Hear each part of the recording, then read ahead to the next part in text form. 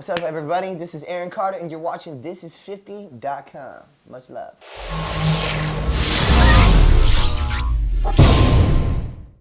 Yo, Aaron Carter, man, what's going on, baby? What's going on, man? How's it going? Man, ain't trying to get off welfare one day at a time, man. Yeah. You know how I get in the club sometimes. Hey, you over here at Thisis50.com came up to G Unit, man. When they told me that we was interviewing Aaron Carter, I bugged the fuck out. Wait, I find that very hard to believe. No, real talk. I've Because been coming up to following Thisis50, I mean, it's like an honor for me. Man, get out of here. You follow Thisis50? I can't I've imagine. followed 50 since 50 was 50. Get out of here. Yes, when I was... Tell Man, the story. when I was 15 years old, the first car I got was a G500, a G-Wagon. And, you know, Get Rich or Die Trying was the first album I bought and was bumping in my G-Wagon. That was When the I was first 15 album? years, yeah, that was the first album I bought and put in that car. Wow. Yeah. Yeah, so that was the first album that you bought and you played inside your G-Wagon. The first album I ever bought, yeah, Get Rich or Die Trying. Yeah. That's nuts, man. Yeah. That's not, what is Yeah, your and then favorite song Chingy off was of the that? next one. Chingy. Yeah. Chingy. You just got the shout out, man, from Aaron Carter, man. Who knew? I love 50 Chingy. and goddamn Chingy. In the same fucking CD player, in the same G-Wagon. I always tell people when I do shows, even today, I'm like, do y'all ever wonder what I was listening to when you were listening to my music? Wow. Music has just been, I've been around it my whole life, so I've just been starting to understand every aspect of it. Ever since you were 7, at right? least trying, yeah. 7 years old. Yeah, 7. Like, what age? I started artist development when I was 7. So my brother's like, you know, 8 years older than me. So when he joined the Backstreet Boys, he was 13. And so a year after he joined the Backstreet Boys, I was recording my first album. And the first show I ever did, I was 8 years old in Berlin, Germany, opening up for Backstreet Boys in front of 50,000 people. At 7 years old. With my song "Crush on You," and I got a record deal that night. And then we finished the rest of the album. And then before I turned 10 years old, I mean, the album already sold 10 million records. Before you turned 10 years old. Wow, that is nuts, dog. Like, it was all over the world. I had our whole house was covered in all my plaques. I just saw awards out there that 50 Cent has out there, the Bravo Awards, the Indian Awards. I mean, I got those awards. You got those? Those old school OG awards. Yeah, I got like 6 of those. That's nuts, man. And I was like looking at it, I was like, that's hilarious that he has that because, you know, he's been in the game a long time too. Man, can I talk to Aaron Carter? Yeah, of course. Can I ask you some Aaron Carter shit, man? Whatever you want. Man, you ain't gonna give me the publicity, the PR answer, nothing like that? No, hell no, I don't do that. All right. All right, you 7 years old, like, you know, were you made to be a star, or did you want to be it? Or did you had to grow into wanting to be it? It was a combination of both. I had an older brother who was succeeding, coming home, bringing his little brother like gifts and stuff from the fans. So of course, like looking up to my big brother, I wanted to do it too. Why not, man? It's my big brother, like getting all this love, and like I want to do it too. What did he mean to you? Like my brother? What did he mean to you at that point? Like everything. My brother's like my, you know, my idol. So he was your Michael Jackson. Yeah, and Michael Jackson was my Michael Jackson too. Wow. That's because of the years I spent time with Michael. The opening up from Madison Square Garden with him. You know, him giving me his jacket. You know, doing a song with him.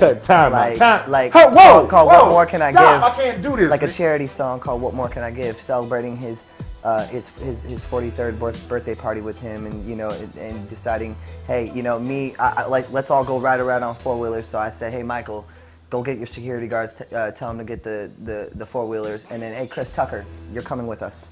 Good on. So me, Michael, and Jackson, and Chris Tucker, we go riding around through the mountains, and we do our thing. We just ride around all night, doing stuff like that. Like, this happened to you? Yeah, it's public. It's public knowledge. That was a lot for me just because I was thinking you was talking about your brother. Your brother gave you his jacket. He supposed to give you his jacket. Well, no, I mean, you're like, is he the main? main? And I'm like, well, you know, no. Michael was like one of them too. Word. That's crazy. He said Michael Jackson was my Michael Jackson. Yeah. That's crazy. Yeah. Right. Did you understand who Michael Jackson was? Like when you met Michael Jackson, like. Well, I started so young. I started so young that I started getting my own success. Right. And I started performing in front of 50,000, 100,000 people. By the time I was 11 years old, I performed at Rock in Rio de Janeiro in front of 1 million people. Wow. Do you get starstruck? No, Have you ever been starstruck? No. Well, yeah. Back to your point. No, I don't. So when it came to like Michael and being around him, like, nah, I didn't do that, man. I didn't get starstruck, man. Not even a little bit. Like, Not yo, at this all. is Michael Jackson. And you riding four-wheelers with him. Of course. That's He crazy. crashed the four-wheeler and we had to get him out of a ditch. Michael Jackson fell in the ditch on a four-wheeler. Yes, 1,000,000%. Put a polygraph machine on me. Go ask Chris Tucker about it. Hell no! That's crazy. Cause he was with us. That's nuts. Like, Me, Michael Jackson, and Chris Tucker caravanning on four-wheelers. I'm leading the way. I used to live next door to him in San Ynez. We had a ranch, my family. We had a ranch out there, right next to him. that's crazy. So the legends are true about the animals and shit on there? Oh yeah, he got into the crocodile pit one time and started swinging on the back of his crocodile tail, thinking it was funny. And I'm like, you gonna kill yourself right in front of me. Wow. A crocodile tail. He jumped into the crocodile pit, grabbed the back of the crocodile tail, and started swinging it around.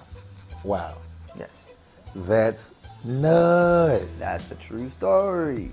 Get out of here. So you ever ask him like, yo, can you show me how to do some moves or some shit like that? He taught me how to dance, taught me how to sing. We had conversations. He gave me advice and how to transition from, kind of like the same way he did from Jackson 5 to when he, went solo and did his thing. I wasn't in a band per se, but essentially I'm making the same kind of transition. So it's important for me to transcend. And that's the kind of conversations that we had. I'm sorry, I'm spellbound, but I wasn't ready for this. Yeah, no, I mean, it's just, I wasn't ready for this at all. So I just take, I'm like the biggest life. Michael Jackson fan, though. Well, I mean, I am too, and I recorded songs with him. You recorded something. What is it I like? did a song with him called "What More Can I Give," and Michael Jackson handpicked the people he wanted to do the song. Me, my brother, NSYNC, Beyonce, Luther Vandross, Celine Dion, and we did the song. That's crazy. And y'all were all in the studio at the same time? Yeah, it's out there. You can find it. Get out of there, man. You was with Luther Vandross too? You can find it. Get out of here. What was And Luther Michael, Vandross like? My brilliant mind. Like, you've been through a lot of stuff, man. I mean, there's so many different artists out here that haven't had this type of history and whatnot. When you do you ever get a chance to just get on your balcony or something like that and just sip some lemonade and reflect on these things? Of course. Yeah. Wow. Absolutely. Yeah. I live in Malibu. And I have a beautiful home out there. I wake up in the morning and I'll play the Lord of the Rings soundtrack and You gonna make me get this soundtrack?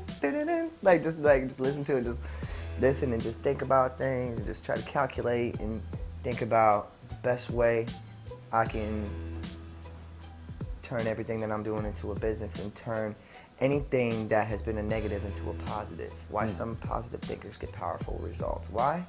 Because the glass is half full. It's not half empty, I mean, it's philosophy. We can talk about that all day. But realistically, what it comes down to for me is proving myself, like, really as a producer too. Like, I would almost say to you, I would rather prove myself as a producer before an artist. And why is that? Because if I'm a producer, I am an artist. And I'm a real artist.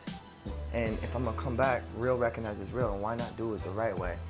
I've been in, people don't understand, so the timeline, all this success is happening crazy, from 7 to about 16 years old. So 11 years, probably about $250 million grossed with my brand, Aaron Carter. And then my mother and my father were my managers, and I love them so much, I always protect them. And there were some mistakes made. And when I turned, they divorced right before I turned 18 years old. And then I turned 18 and I get $2.1 million trust fund money, which we all know I should have got a lot more than that. So it's kind of weird. But that's okay. And then I got hit with $4.4 million of tax liens from taxes my parents didn't pay when I was 11 and 12 years old. When I was 11, I made $30 million a year, 12, 30, $40 million a year, gross. So and there was some mistakes made. So I turned 18 years old. My parents are divorced. They're no longer my managers. I got to start figuring out how to get people to believe in me again. I'm stressing out. I'm skinny as hell.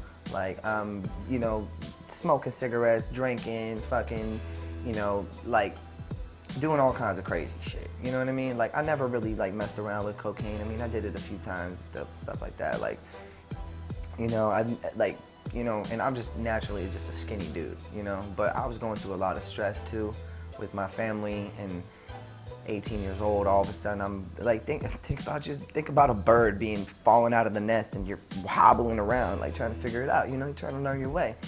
You know, you gotta avoid the predators and you gotta, you know, figure out how to fly, you know, essentially. And you gotta pick up tools along the way, you know, get your feet strong and get yourself up and fly away, you know, just like a bird. And so 18 years old, I'm like, I got this money, $2.1 million. Like, I'm not gonna pay my taxes with this. I earned this. So I bought a CLX 500 that day. I bought a $100,000 necklace, computer, like, and then I went to Guitar Center and spent $500,000 on an AWS 900, an Oasis, a ES8 motif, you know, a MPC 2500, two 30-inch Mac monitors, a Tower Mac computer with an Excel card and core cards in it, and then viruses, and then I just kept spending more and more and more money, and because I wanted to learn how to produce, make beats. Like every kid that's like in music, you know, they want to make beats and stuff. But let me ask you this: like before that, like why didn't you buy all this stuff when under your mom's care and whatnot? Like the same. Well, I thing? mean, I did. I had the studio. You had the studio. Oh yeah. I had drums. Why you needed a new studio? Because I needed my own. Because all the stuff went away when they divorced. You know. Wow. It became all theirs, not mine. So I had to start my life. Wow. And that was okay. Okay. So what happens to like this $250 million? Did they explain it to you what he was spending this on?